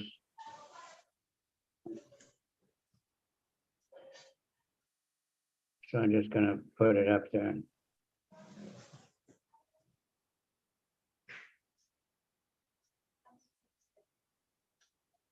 Yesham tu antagata papam gena mam punya kata. Yeah. Te dogda binemuta bajanti mam di davrata.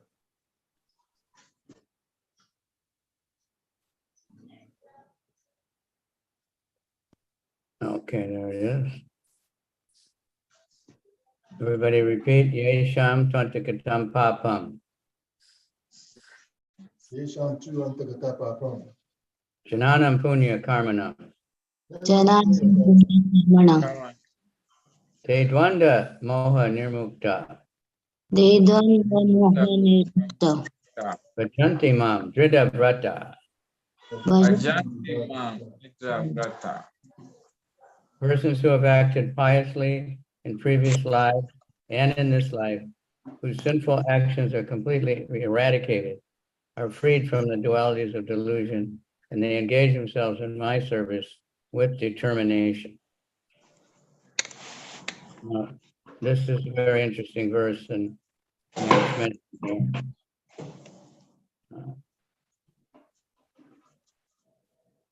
So let's read the purport, because it's some valuable information to help us understand. For elevation to the transcendental position are mentioned in this verse. So who can read that? Those eligible for elevation to the transcendental position are mentioned in this verse. For those who are sinful, atheistic, foolish, and deceitful, it is very difficult to transcend the duality of desire and hate.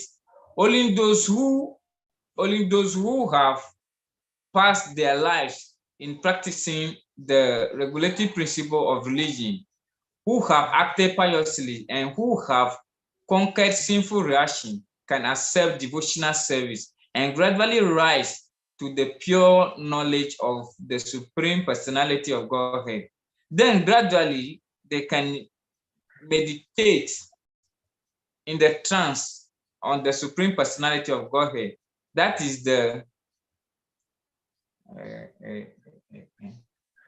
process of being situated on the spiritual platform. This elevation is possible in Krishna consciousness in association of pure devotees. For in the association of great devotees, one can be delivered from delusion. It is stated in the Srimad Bhagavatam, 5th canto, chapter 5, verse 2, that if one actually wants to be liberated, he must render service to the devotees. Mahat seva radam aha vimukte. But one who associates with materialistic people is on the path leading to the darkest region of existence. Tamo Dwaram Yogistam Sangi Sangam. Yeah. All the devotees of the Lord traverse this earth just to recover the conditioned soul from their delusion. The impersonalists do not know that forgetting their constitutional position as a subordinate to the supreme law is the greatest violation of God's law, unless one is reinstated in his own constitutional position. It is not possible to understand the Supreme Personality or to be fully engaged in his transcendental loving service with determination. Hare Krishna. Okay, now there's a comment here. I'm putting it up. This is from Burijan Prabhu's book, Surrender to Me. Give some good references. Pious persons are qualified to take the devotional service, not exactly because of their piety, but because their piety attracts a pure devotee's mercy. It is the mercy of the Lord's devotee and nothing else that destroys sins and establishes faith in Bhakti. Thus, it is the Bhakta's business to distribute Krishna consciousness to others. Srila Prabhupada writes, all the devotees of the Lord traverse this earth just to recover the conditioned souls from their delusion. Okay, Salika can read.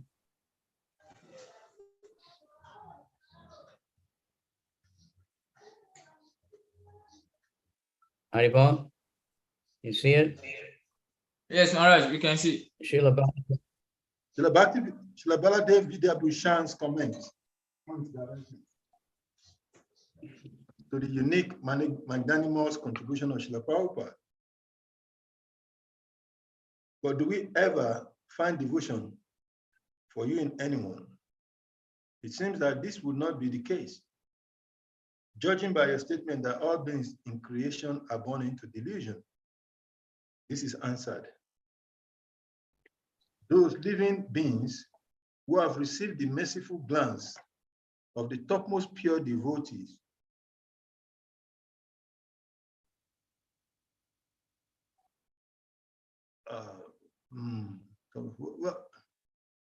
the most glance of the topmost pure souls will have all their sinful reactions destroyed, as stated in the Shruti. The personal servant of Lord Vishnu wandered this world to purify the conditioned souls. What characteristics are found in those who receive such mercy? This is answered by the phrase, Punya Karma Anam. The activities of taking the darshan of great souls is punya, attractive or charming, becoming fame in their vows, and gaining determination by virtue of association of great souls. They are free from the delusion of duality, coming to understand the truth about me. They engage in worshiping me. How munificent. Okay. Someone else read the rest. Sarva.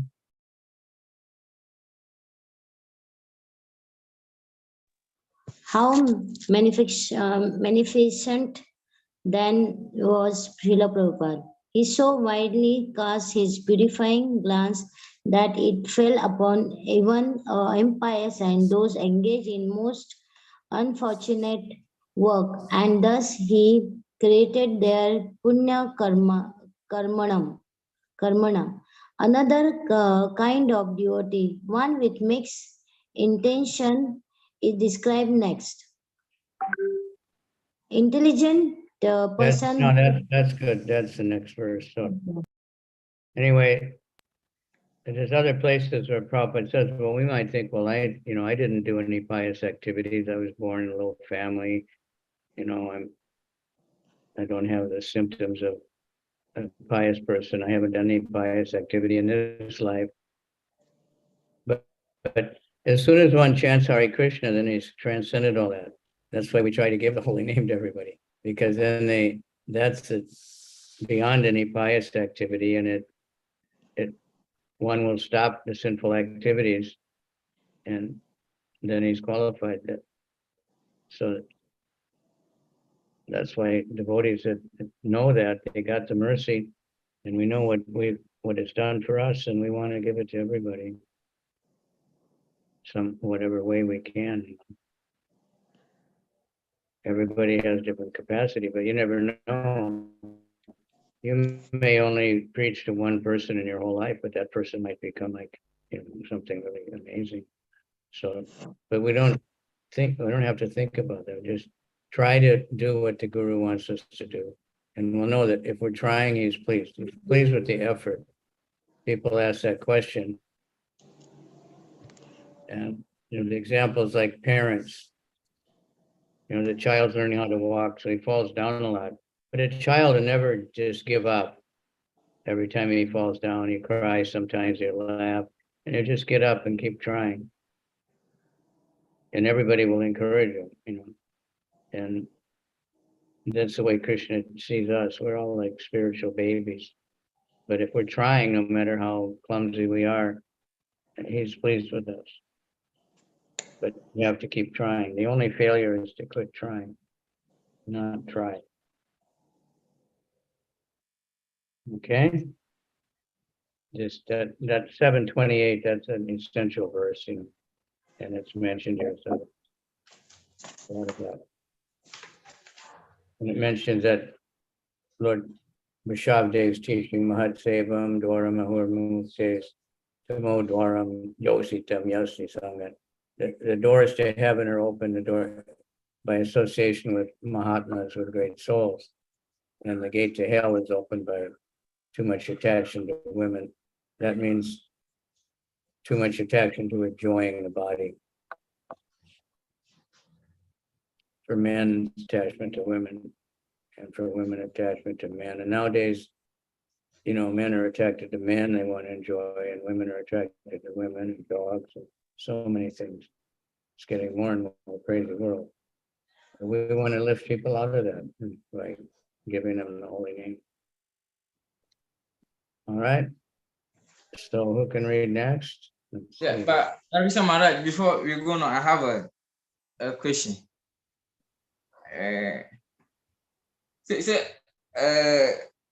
When it comes to a matter of devotional service, does our complexions matter? Because here, before what we read before, the first stages of devotion is that where a Sudra is described as a black man. But meanwhile, what I read from Srimad Bhagavatam is a low-class man. But here in the nature instruction, they are equating a Sudra to a black man. So my question here is, when it comes to devotional service, does our color matters, our complexion matters when it comes to devotional service? No. Someone told me there once in Nigeria, they had someone was living in the ashram and he was stealing a lot. So when they reported him to police, the policeman said, "Why do you let these black people live in your place?" So skin color, everybody looks the same, but they're talking about the consciousness. So we're not the body. So there's really no black people. You know, there's in America, it's a big thing. Black lives matter. You know, like people are thinking that nobody cares if a dark-skinned person gets killed or not. But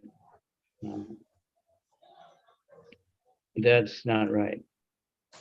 So we're not the body, we're not the skin, we're not going by skin color. It may sound like that sometimes, but it just means that black consciousness, ignorant in this case. Prabhupada was never concerned, you know, about somebody's skin color. Because like in South Africa, they had black people and brown people. The Indians were the brown people. They were treated almost the same as the Africans. They separated them from everybody else, and you know, they were prejudiced against. White people thinking they're superior. But Arjuna was dark, Krishna is dark, Draupadi was dark. Krishna means black. Of course, you say blackish, but so that's not what it means, and it's something that we need to understand. Otherwise, Prabhupada wouldn't have preached all over the world, you know. There's still Indians that think only Indians can be, you know, Brahmanas, or, although that's changing a lot because now they're seeing so many Africans, and we see Africans who are really Brahminical, like Bhakti Dear Damodar Maharaj is very Brahminical, very clean and pukka and beauty and all those things. Not a Sudra, for sure. No devotee is a Sudra. So every country has Sudras, but sometimes everybody's skin color is the same, but you know, that's not, you're just talking about ignorance.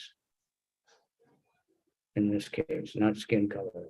We're not, there's a skin disease, Prabhupada calls it. Everyone has skin disease. We're judging everybody by the color of their skin. So people want a skin lightener. It's a big business in India, I think, in Africa also, in Asia. Skin lightener, make your skin white, you know, and really not even natural looking white. People think it's better. But then people that have light colored skin, they want to get a suntan. If you go to Europe in the north, they have all these solarium, they call it, where they have artificial sunlight. So even in the middle of the winter, you can get a suntan, become dark skinned. So it's just a total madness of bodily consciousness. That's not what we're concerned with the mentality of the person. Right? Yeah, but so if we are not the body, we are the spirit soul. But in the Srimad Bhagavatam, it is said that Sudras are not supposed to be given anything new. And in fact, during Yagyas, they are not allowed to recite any mantras. Why is it so? Because as a Sudra, a low-class person, he is supposed to be taken care of much more. He's supposed to chant more so that he can purify his existence. But they said, according to Srimad Bhagavatam, during Yagyas, Sudras are not allowed to recite mantras. They are not supposed to be given anything new. Why is this so? Meanwhile, we are not the body, we are spiritual. Because they're Sudra, it's a mentality. They're not qualified. Like you don't want a Sudra to be the president of the country, which is the case in many places now. Then we have chaos. So they will misuse it. They won't be doing it for Krishna. They don't understand. The Sudra can be elevated by devotional service, but he, you know, like a Brahmana can't take the job of they're not supposed to take the job of a servant thing either, because he wouldn't be able to do it properly. It's not his position. But nowadays, nobody's pure anything. and everybody's born a Shudra. Then it just depends on their training. So that's why devotees are trying to train people to be devotees. And then a devotee can do, like we have devotees all over the world doing yajnas, doing all kinds of things, installing deities and everything. And they're not born Brahmin family. That's not what it means to be a Brahmin or a Sudra. It means by one's mentality. So it can make trouble in a strict society. Someone who's a Shudra by mentality starts chanting mantras. They haven't received those mantras into succession, and they won't have potency, or they'll do it wrong, and they'll do it for the wrong reason, and just create a big disturbance in society.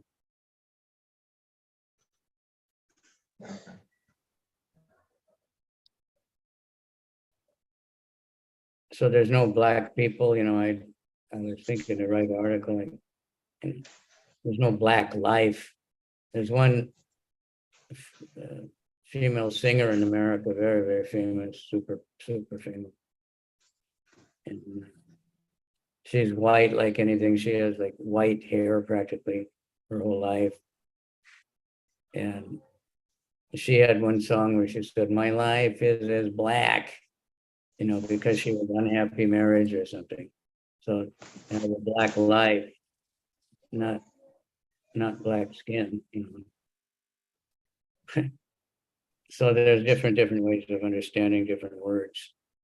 We have to be careful nowadays, especially with so much sensitivity. And Maharaj, we have the Indian president, Draupadi Murmu. She is from the Shudra family, but she is the president of India. What's that? Now we elected the president of India. She's from the Shudra family, but she's the president of India, Draupadi Murmu. You mean Modi? I said the president of India, she is from the Shudra family. Nobody cares about the caste system and all that now. Good. Because that's the whole point. Everybody's born a Sudra, but we go by the qualities. But if someone has all Sudra qualities, they can't do the job of a Brahmana. They can't do the job of a Kshatriya. So nowadays, Sudras get a lot of money, movie stars, and they're degraded. They're always divorcing and intoxicated, and they have a lot of money, and they just spend it all on luxury because they can't handle it.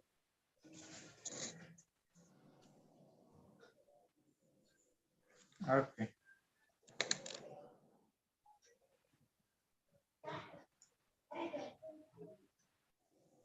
Okay. Okay, Maharaj, thank you. Hare Krishna. All right, so thank you very much. We missed a few customers today. I don't know where they are, but it's Sunday. Ramchandra, are you still there? Thank you for attending. He's the temple commander here in Ghana, so Sundays his engagements are many, that's why. Yeah. Ramachandra, I don't know where he is. Okay, thank you very much. Thank you very much, Maharaj, for your kindness. Salaki, I think you should go to the GBC college. I already told Yadunath he should go there looking into it. Because we need more leaders. The Srivas is too much for him to try to, deal with all the issues all over the zone. We need young people with more energy, and we need more because we want to grow bigger and bigger. So we need more future GBC. All right. Thank you, Maharaj. Hare Krishna. Hare Krishna. Hare Krishna, Hare Krishna, Hare Krishna, Krishna Krishna, Hare Hare. Hare Rama, Hare Rama, Rama Rama, Hare Rama. Hare Hare Krishna, Krishna Krishna, Hare Hare Rama, Rama Rama. Rama Rama, Hare Hare. Kavicandra Swami Maharaj ki jai. Yes. So thank you, all of you who attended. And please, if you see any of your colleagues, remind them that it's important they should take this seriously if they actually want to be a devotee. Hare Krishna. Hare Krishna. Thank you, Thank you Shalika very much. Prabhu, for hosting us. It's okay. Disobedient students like us. Yeah, it's okay. I missed my Bhakti Bible class today because of this class. Oh, sorry. What can Wow. be done? It's all right. Sometimes it clashes like that. We are disobedient children. Forgive us. Yeah, it's okay. We are all trying to be a devotee. Hare Krishna. Hare Krishna. Thank you very much. We'll see you again next weekend. Hare Krishna. Hare Krishna.